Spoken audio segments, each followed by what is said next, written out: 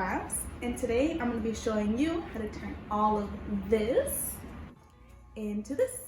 Hey guys, I'm super excited to show you guys two new crafts that you can make from just a couple of items from the dollar store, Hobby Lobby, Michael's, basically any craft store that you have near you. The two crafts we're going to be doing today is going to be an upcycled clearance lantern into a beautiful holiday centerpiece. And I'm also going to be showing you how to turn some Dollar Tree picks into a beautiful centerpiece mason jar box. Just basically two centerpieces today that you can use in any of your home decor areas. Behind me I have one of my first Christmas altars up, and I've got a bunch of Christmas trees. That's where my lantern will go.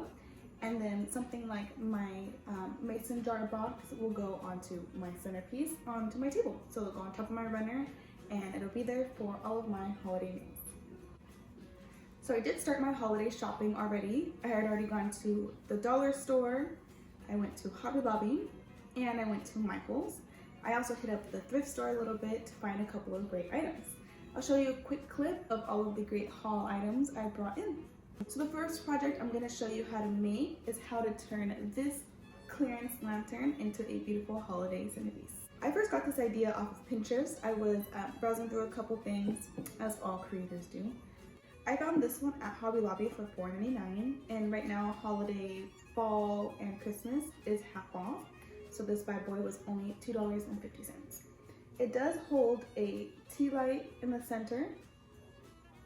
And it's got a little bit of a vent up top, and the lid doesn't come off. Fireworks in November.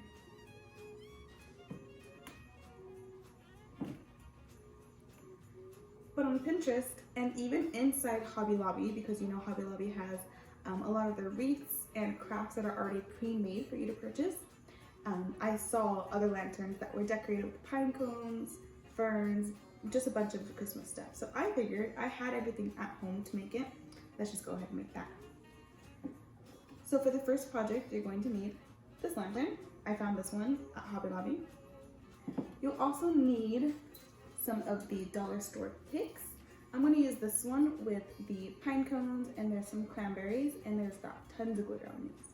Not even use the green pieces. You'll need pliers or floral scissors so that you can cut the wire stems. And you'll need a hot glue gun and glue sticks.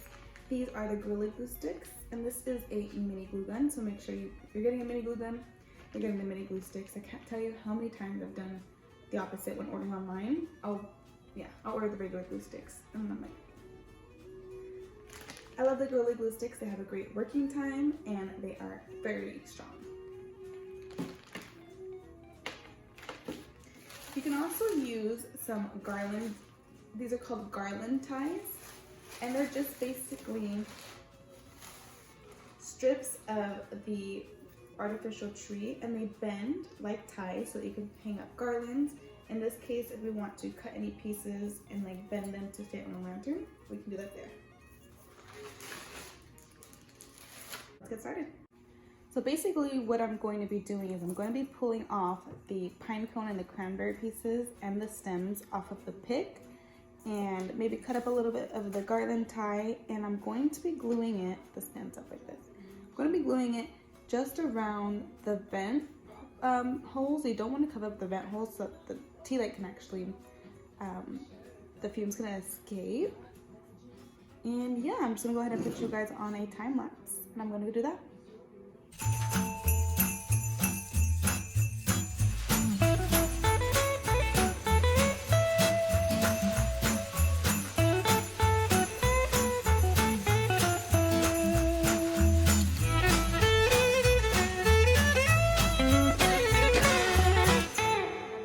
Our first project, I want to show you our second project.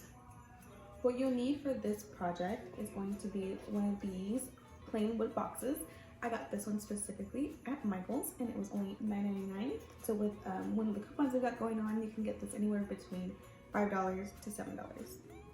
This is a plain unfinished one, so we are going to stain it using some Varathane stain. This is dark walnut stain. And you can pick this up at Home Depot. As a crafter, I have maybe 10 different colored stains just in my work supplies. So choose your favorite stain. I highly recommend getting this brand. We're also going to need 3 mason jars. So I picked these up at the thrift store. They're gonna need a really good wash before we get started with them. But these two are the same. I'm not gonna use the lid on that one, but they're going to sit inside just like this. So if you want to play around with the different sizing, these ones are just slightly smaller than this one. But if you want to play around with like the center one being a lot larger than the two, that's something you think about. We're also gonna need primer spray paint.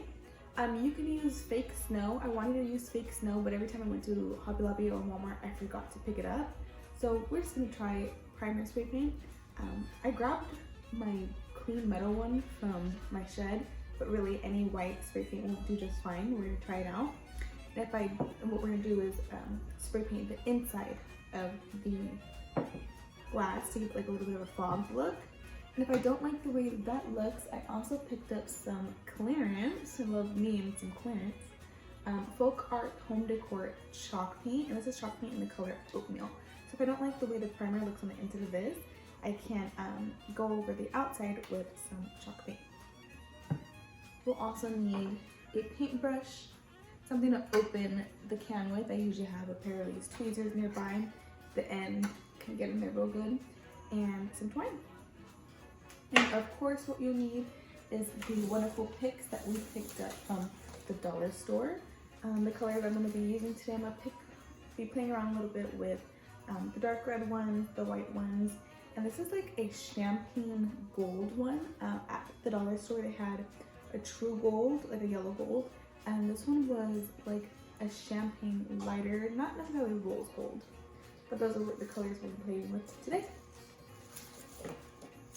So first things first, I want to wash out these jars very well with hot water and soap. Usually takes all the gunk off really well. After that, I'm going to stain this bad boy real quick, let it dry all up. Then I'm gonna come back, and after these are cleaned, we're gonna spray paint the inside of these. You can spray paint them, coat the inside with the chalk paint, coat the inside with spray snow, frosted glass, anything that is white, and I don't know, play around with a bunch of different textures you can get on these mason jars. After these are spray painted, we're gonna come back, wrap a little bow on them with some twine, place them back inside our now stained box, and we're gonna decorate them. Put in some of the cranberries, maybe some of the pine cone sticks, and just see what looks good. We'll go ahead and get started with that.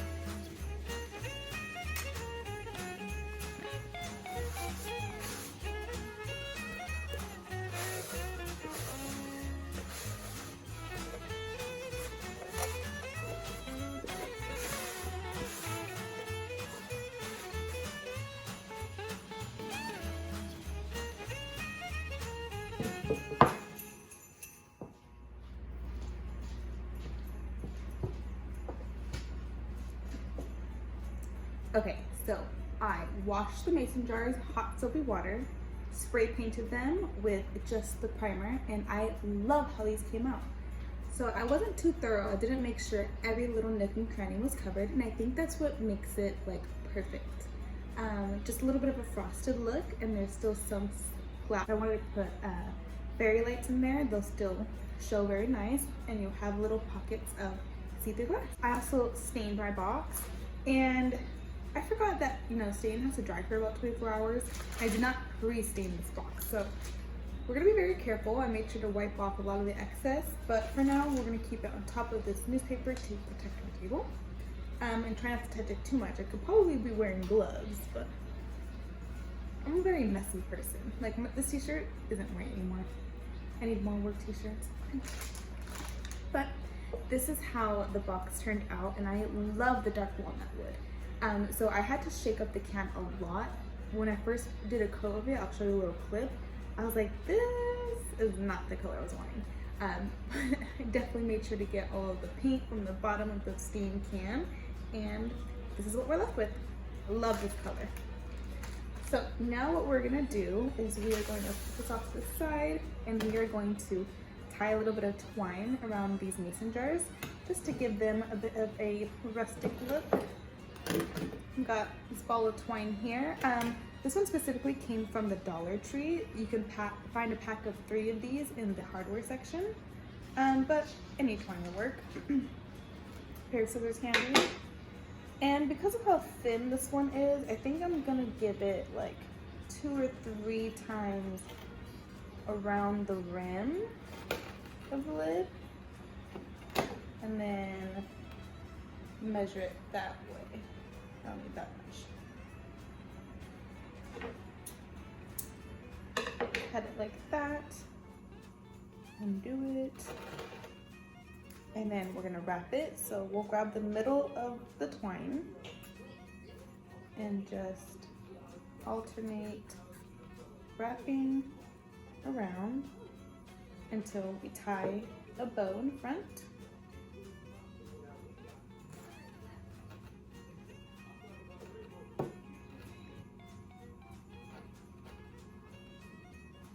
And there we go, just something like that.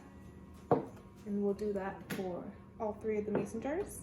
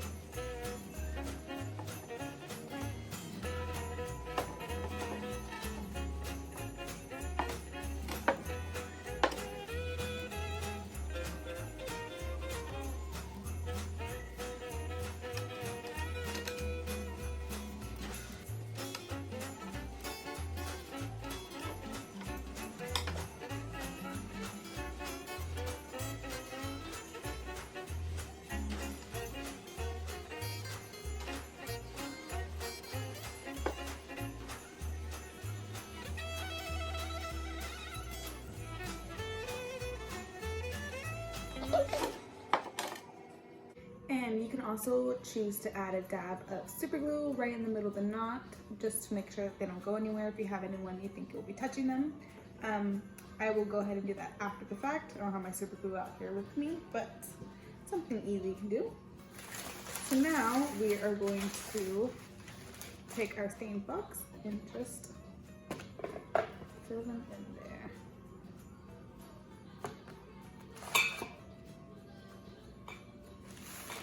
Okay, and now to fill it. I'm super excited about this part. Let's see. So we'll need to cut these down significantly. So we'll start doing that.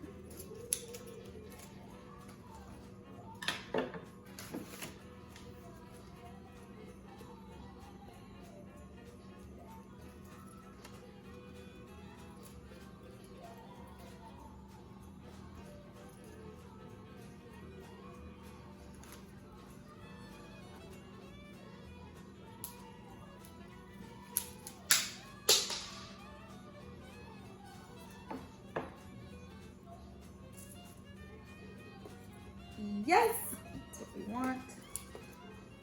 So go ahead. And now, I always at the dollar store, the little styrofoam cranberries break off. So I will literally just get a red marker. No one's gonna notice this. This is a trick from my grandma. She would always scuff up the furniture or like mess up or color in the furniture with like furniture markers. Go ahead and just color that bad boy in. Look, messed up cranberry wear. Don't even worry about it. Just don't even worry. No one can notice.